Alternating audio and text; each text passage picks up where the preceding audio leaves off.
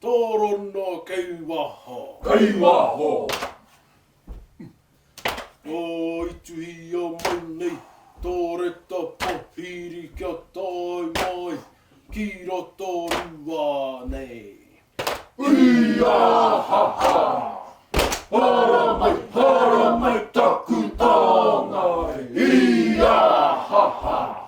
Ia wai ara kia whakatairanga tia te kauai. O taku tupuna o tama te rapua e tūnei. O titiro ki ana uri. He tūnei.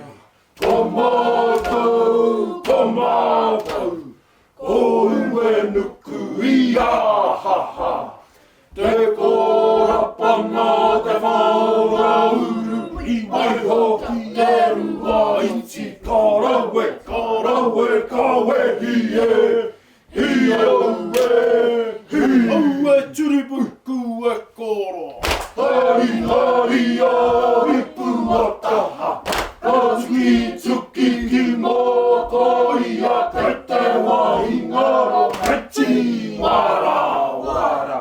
E te whitu a wako te waru, ia ha ha.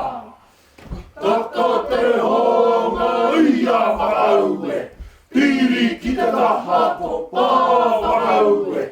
Kei te aha te mākuku a te ure a turu aroa.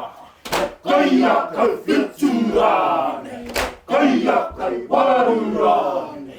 Kei a papaki, kawana karaeke turibuku, hi o rapapa, hi o e, hi